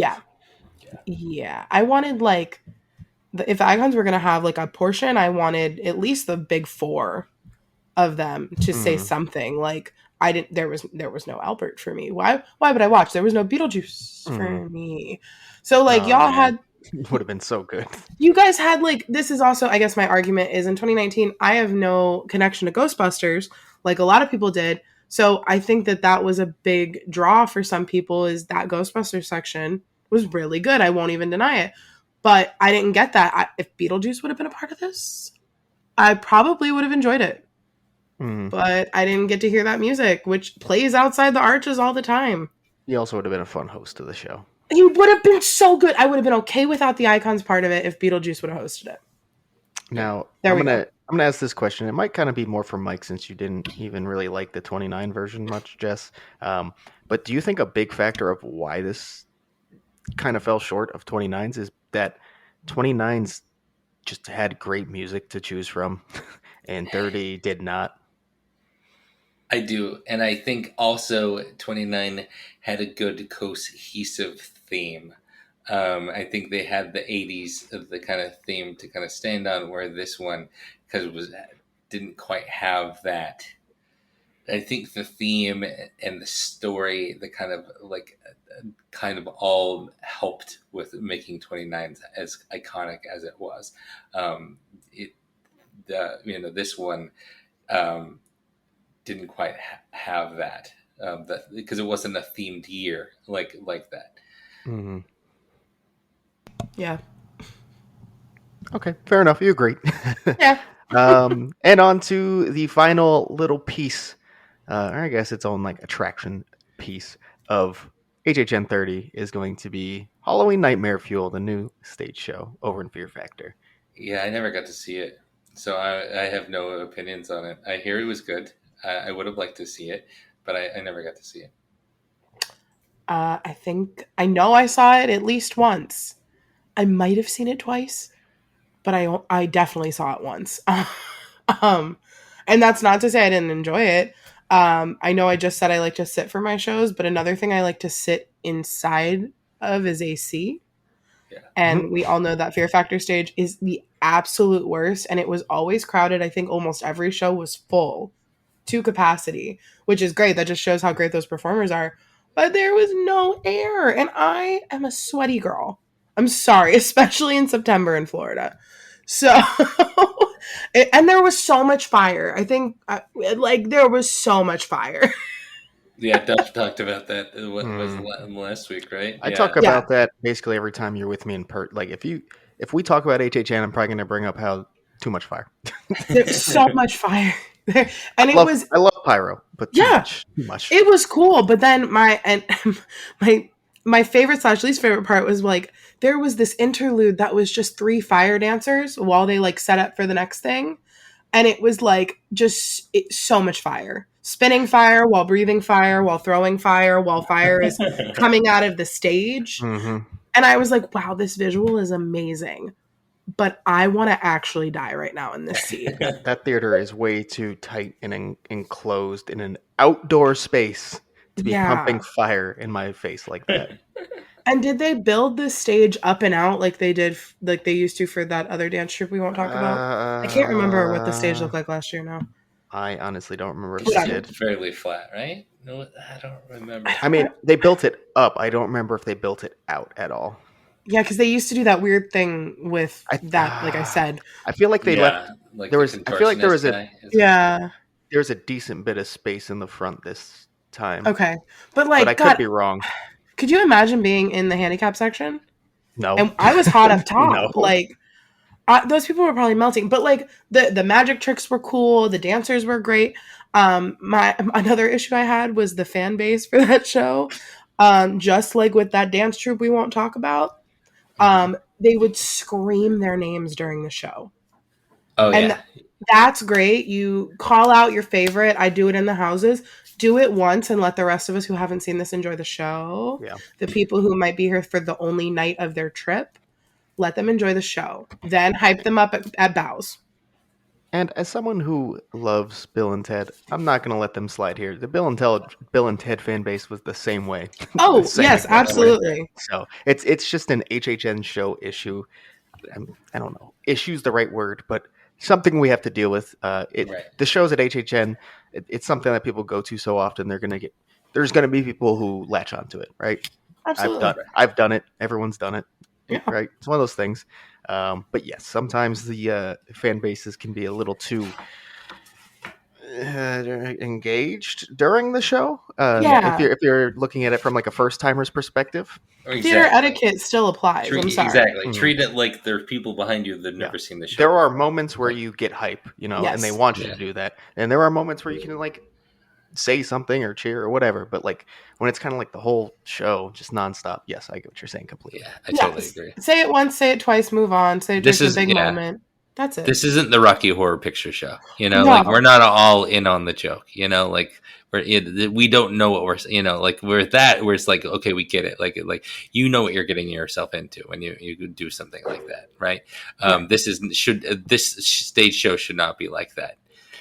There shouldn't be inside jokes where there shouldn't be, shouting out in people's names and stuff like that.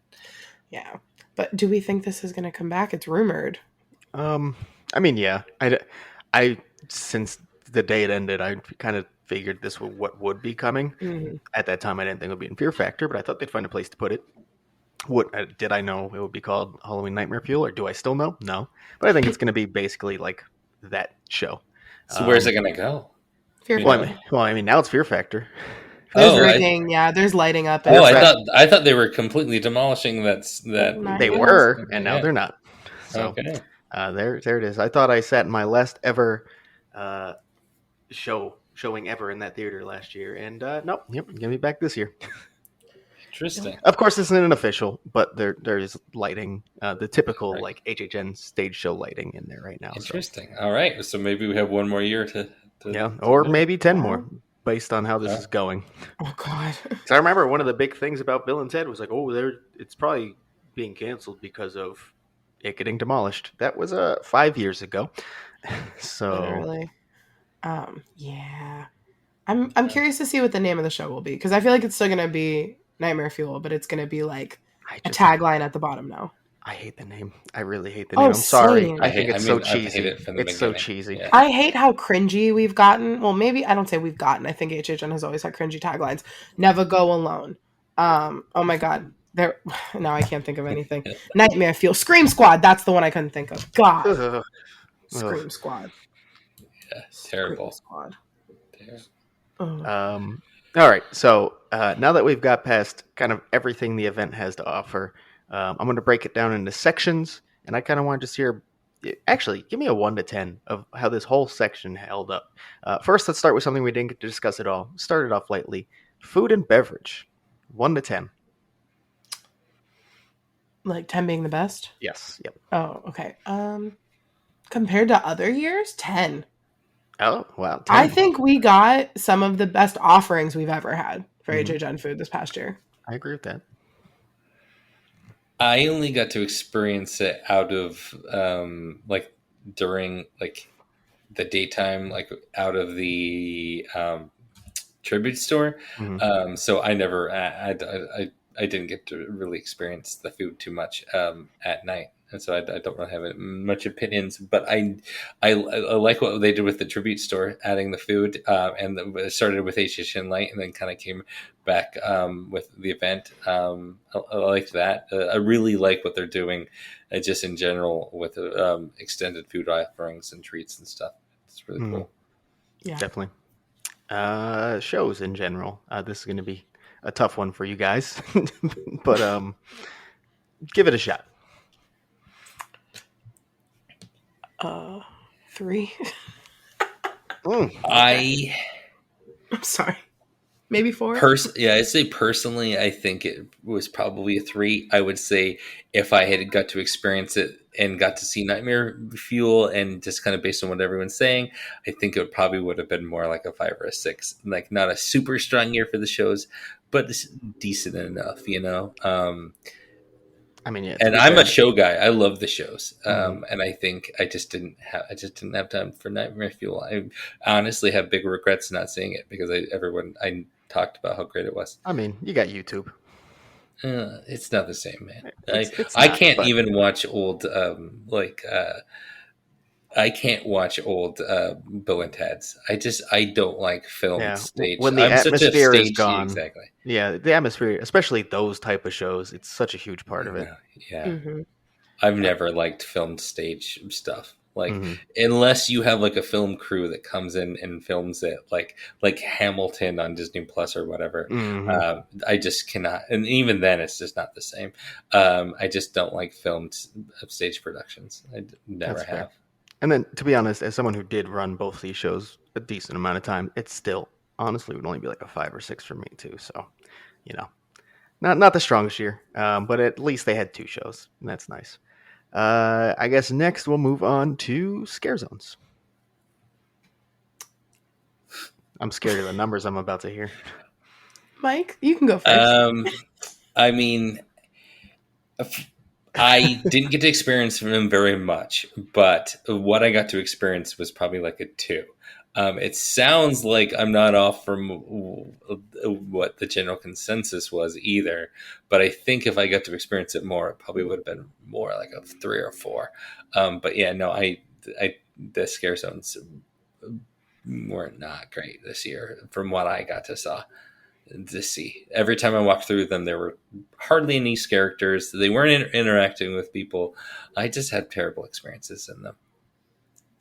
Yeah. I want to give it more. Ria's really upset about this right now. I want to give it higher. I can't give it past a 4. That's being nice. 4. Yeah, no, that's 2 that's incredibly low. I respect that you were willing to say that, because I would also probably say like a 4. I might even push it to a 5, because I genuinely enjoyed Seek and Destroy. So I'd probably go to 5 No, personally. couldn't be me. But I mean, think about 5 out of 10 is a hard F. So Yeah, that's true. Yeah. no, F plus. That's just straight up F. Again, I think if I got to actually experience them how most people did, I would think it would probably be like a 5. But the times that I were in them, there were sometimes literally, I walked through Gorewood Forest and saw not a single scare, and it wasn't raining or anything. It was just like I saw maybe one character. Oh, that was a common thing in Gorewood. Yeah. There were times there were literally to be honest, outside of action, that occasionally happen in every zone, even Seek and Destroy, which there were nights where you watched their casts come out and it looked like a legit fucking army. Mm-hmm. So I loved their cast changes sometimes. I will never understand how there were nights where there was like nobody in there at all, and like not weather related, just like staffing. They're like, what? Your cast is so big. How is this happening? Yeah, were they like they found secret hideout places just to COVID obviously could be. Yeah, I mean COVID definitely, and staffing, and there was a lot some issues for sure. But all right, enough shitting on scare zones. We've done that plenty. This might be the last time we ever have to shit on HHN 30 scare zones, because 31 is coming up, and hopefully it's a different story. It already seems better just from what we saw in there. Right, they are permanent. They're the permanent fixtures, so that's the start. That people can go in and out of. Yeah. Hey. What's next? Houses. Yeah, those things. I need a minute. Okay, I'll go. I would say COVID protocols aside. No. Okay, do whatever you want. I don't care. Do whatever What you were you want. saying? What were you saying? I was gonna say judge it how it is, but I don't care. Do it how you want. It's your No, judging, I not think mine. no, and even with the COVID protocols, like I think it was a really solid year. It was obviously COVID, affected the event. I mean, that's the elephant in the room, but it was a really solid. It was such a creative year for the originals. Like I really loved. I mean, think about puppet theater. Wicked Growth and Legendary Truth. We got three houses that some people call like goats. Mm-hmm. I might be the only one who calls puppet theater Oh, you're not. potentially You're a not. goat. It Oh, definitely really? has its fan base for You know, sure. it's what a great year for the and the icons. It was a solid year for the houses. It's sad to see to think about what it would have been if it wasn't just a regular year, because we would be talking about Beetlejuice. I think in the same talk. To be honest, I really do. So it is. But it was it was a really solid year. I would say give it a 7.5. Okay, that's pretty solid. I thought you were gonna say a higher number than that. The way you talked about it, to be honest. Oh, it Same. was a 10. Yeah, I no, was thinking like it's you're an 8. about to go like a 9 or something. It was okay. I'm gonna change it because half numbers maybe aren't an 8. I would say it was an Okay, 8. that's fair. That's fair. That's fair. Okay. So I'm glad Mike went first because you made me realize some things. Just comparing off the years I've been to, I had to do some logic in my own brain. I would rank 30 above 27 overall with the houses. 27 had some bangers, but I think 30 overall had better houses. I'm gonna give it an 8 as well, actually. Yeah. Yeah, it Yeah. was a solid year. It really Even was. like the worst house of 30 in my head was better than like the second to worst house of 27. Like, because I'm thinking Fallen and stuff like that from 27. Meh. The originals weren't as good. So I'm comparing to other years in my head. Mm-hmm. It's an 8. That's all right. It's funny you bring that up because I always compare it to I always do the increments of the fives, and of that 5 years, I think it is only better than 27. Yeah, absolutely. Honestly, 100%. And I thought originally I probably would give it like an 8 myself, but for me, it's probably more like a 7 and a low 7 because I think about how top heavy it was. Like it has one of my all timers in Wicked Growth, like one that when the dust settles in a couple of years after letting it simmer, it literally could be my number one all time. I don't know yet. We'll see. It's definitely up there though. Again, Puppet Theater, phenomenal house, Case Files, phenomenal. Like it, the top of it, Brides was great too. Like right? Yeah. I think that there's a lot of solid houses in there. the top half of it is so spectacular, and then for me, after like 5, it starts to really fall flat. Like not bad houses by any means, but if I compare it to like 29, right? I think my last place house that year was Depths of Fear. That'd be at least like 6 at HHN 30. And I don't agree at all, man. Oh, that's fine. I mean, I think 29, 28, even more so. Incredibly strong years, top to bottom. Even like the ones I didn't think. There's stinkers, of course, all the time, but still, the strength across the board was so much stronger than 30. I think 30 just starts to fall flat after like the mid part of the rankings for me. Yeah, I don't. Because I think think about how flat Hill House fell for me. Beetlejuice, I just did not enjoy at all. Like, there's just multiple examples of houses that like I really no would be 10. Like at least 3 houses would be 10 in most events for me. Or What would be the those last 3? place house. What would be those 3? I'm curious. What would be the 3 that you just thought were like stinkers? So for me, it would be Beetlejuice, Hill House, and Scary. Okay. See, I I'm sorry. I like Tooth Fairy. Tooth Fairy. Tooth Fairy as well. I'd say Scary, maybe not full stinker, but still not very great. But Tooth Fairy kind of, it ended up being kind of a stinker. Mm-hmm.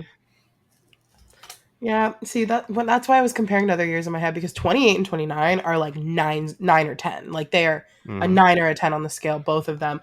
I can't pick between the two of those. Don't make me pick between the two of those years. But I can definitively say that 27 is, I don't want to say the worst year I've been to, but the lowest ranked year I've been It's to. definitely the worst year you've been to. Come on. Yeah. Yeah. It'll be interesting once this year's over, and it'll be like my 5th like full year, and then I can have 5. We'll see. There you go. That's true. Full number. So we'll talk a bit more about the full events. I want to go over one more piece first that kind of ties into that. The event as a whole, its vibe, its theme, everything tied together. Whatever you think makes an event, how did that rank for you this year or last year?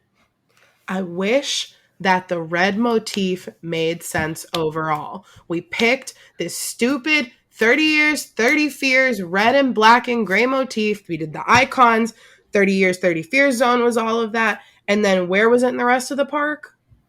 Nowhere. It was only on half the merch. I wish that they would have picked something and went with it, like we did in 28, like we did in 29 even. Like, I just want an overarching theme that is there. I'm done with my rant. It was like a -5. All right, fair. 6 maybe. That's it. Yeah. Which one? 5, 6. I want to hear how many you being? 6 because I got the caretaker on a lot of shit. Fair. I would say 6, but it's a high 6. Like it's like a 6.5. Like I think it was a pretty solid year. Obviously there was some problems with it, but I don't think it's necessarily its fault. I think we got some amazing houses, some houses that we'll never forget, and we got some, and I think we can't really fault the scare zones for what they were because of the protocols that were in place to keep us safe. And, I think it would have been different if it wasn't COVID, but it was a really solid year. I think it was like, I'm going to change a 7. I'm going to call it, it was a good year. Yeah. Did wish I got to go more, but I think it was a solid year. The main reason people go is for the houses, and I think the houses were really solid this year. Yeah. I personally. Unfortunately, I'd also probably give it a 6. And I'd like to point out that's not my enjoyment level of HHN 30. That's just how I thought the whole event was and how it tied together as a whole is a 6. So putting that out there, I had a lot of fun. I know you guys did too. I did. Yeah. I did. So there's one last thing I want to kind of put you through to finish out here. So we're doing all these 1 through 10 rankings. Of course, both you went to HHN 29. Basically, I just want you to pit the two against each other. That's all. Okay, I was about to. That's perfect because I was about to interject and do that. Yeah. Here you go. Here, I have the floor. I think that 29 overall was a better year, but I'm going to go out on the limb and say that I personally think I liked overall the house, and I liked all the houses at 29 a lot. For the most part, there weren't any that I really didn't care for. But I think overall, I am more passionate and more excited as except for there are some in 29 that I'm very passionate about. But I think overall, I'm more, I think the houses were a little bit better in 30. Yes, there was plexiglass, and yes, they weren't the normal houses, but the creativity was above the pale. The originals there and the IPs, just everything in general. I think that the houses were better, but overall, the event at 29 was just a more better cohesive event. Gotcha. Jess? So if you were to ask me, I guess, 3 years ago in July of 2019, if you were to put the two events, like tell Jess back then, here's the lineup for HHN 30, here's the lineup for HHN 29. Me back then would have been like, there's no way I'm not picking 30. You got Beetlejuice, you got Icons, we got Scary Ohio. Like literally, we got a pumpkin house, we got a theater house, Jess. Like Yeah. on paper, HHN 30 was my perfect year. Am I saying it wasn't amazing in the moment? Not at all. I was living the life I was dreaming of back as a child, watching Art of the Scare at HHN 30. But the HHN fan I am now on July 19th, 2022, 29 was better. The houses were, not all of them, depths of fear, but the houses overall were just Killer Clowns. I liked Killer Clowns. I didn't hate it as much as a lot of other people did in the community. I didn't think Corpses. I don't Whoa, know. know. I loved House of a Thousand Corpses, and I went in. It was okay. Not liking it grew it. on me, but I'm not saying 30 doesn't have perfect houses. like, and I love Us, but Us, like, there's Us would have been like number 4 at 30 for me, to be honest. Really? Yeah, no. You inserted it in and just made it the 11th house. Stranger Things. I love Stranger Things too. Actually, Stranger Things. I think I said Depths was my 10 house. Stranger Things was my 10 house at 29. But that's the thing. I can only sit here and say that it was Stranger Things and Depths were like the bottom of the barrel for me, and I still really like Depths, and that's saying something. So I like 9 of the 10 houses. Mm-hmm. So I'm telling you, on paper, it's 30. I had Icons. I had all of that stuff I rattled off. But 29, and then the zones, too, in 29, they weren't perfect, but I had Vanity Ball. Yeah. No. And, we can't argue that. The zones at 29. I had Graveyard Games in 2019. Yeah. And that was another house I didn't know what to expect going into. None of us did.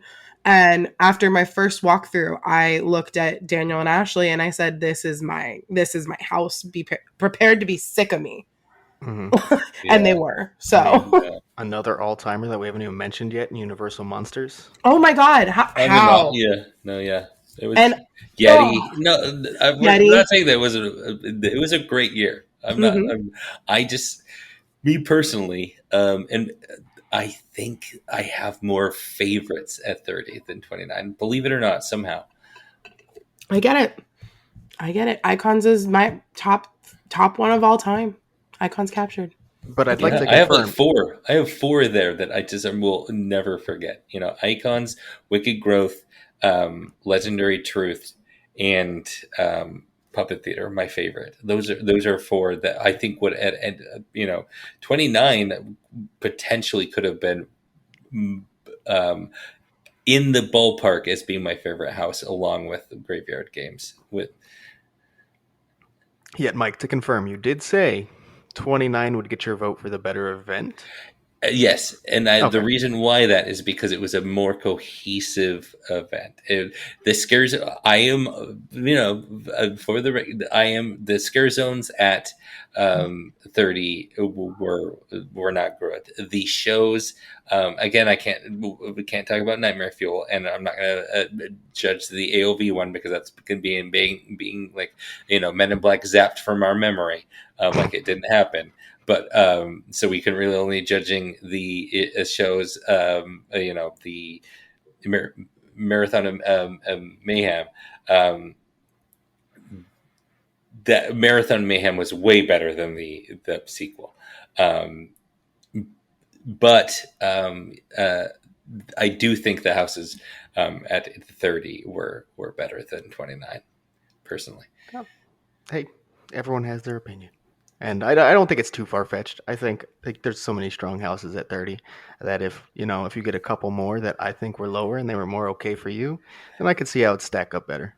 And I have to say, I feel like the HHN Light situation where really, really affects brides. If brides, we didn't get to see brides for during the day all the time, I think people would be talking about brides in the same breath that they're talking about some of these others as Yeah, well. it's I very think, possible. 100%. and probably even Tooth Fairy. I think there would be there would be people who would like it. There would be its Okay, yeah, defenders, yeah. right? I think that we just kind of and just got kind of burned out on those two.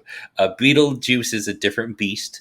That one is was affected by the most by COVID protocols as well. I think personally, because we didn't get that same interaction, like live actor interaction that I think we would have gotten, in some of the rooms, like the Deo scene and things like that we know we would have gotten, right? So it's difficult to compare the two personally because I think 30 was affected by a global health pandemic and 29 was not. Yeah, I mean, again, it's unfortunately something that affected it, but at the end of the day, that's the event we got, and that's what we can judge it off of. It's not, a living, breathing thing. I don't, feel bad for not taking that into consideration. Everyone who worked on it's aware of the situation and as well. So, but I would also obviously put my vote towards 29. So that's a nice little clean sweep for 29. And what's funny? 29 is an event that I knew I liked when it was over, and I thought it was really strong. It's one that as it simmers further every year, I realize I liked it even more than I realized at the time. Yeah, I mean, I Like, love 29. I love it. Just any memory I have of it is just so fond now, like all of it. I think originally, if you kind of go back over the last several years, it was a few places down, but I think only 28 might beat it out of more recent years. Yeah. See, unfortunately I didn't get to go to 28, so I can't really compare. I mean, compare. And then there was actually quite a few years that I really got to that I missed, so I'm only can really compare to 29. But Hey, well, we both take 21 over all of them, so I know that much. 21 is fucking fantastic, and 24 too. I think looking back at it, I think I have some fond memories. Very, I think very strong house lineup in 24. Yeah, for sure. for sure. All right. Well, I guess we should wrap it up there because we've gone a whole nother hour almost when we thought it would only be about 10 minutes originally. So, yeah, that's a kind of their thoughts on HHN 30 and, my thoughts that you had to hear again when I interjected. You take forever to talk about HHN 30. Yeah, but of course. That's and our wrap-up shows and, first impression shows are always going to be like 2 hours plus. It's just how it works. Jess and I basically crammed like 2 months of shows into one to talk about, dissect HHN 30. So we knew it was going to be a bit. We really did. I'm proud of us. Yeah. I enjoyed it. Short. Yeah. I didn't have to think hard. It worked for me. All right. Well, once again, you can always interact with us in a number of ways.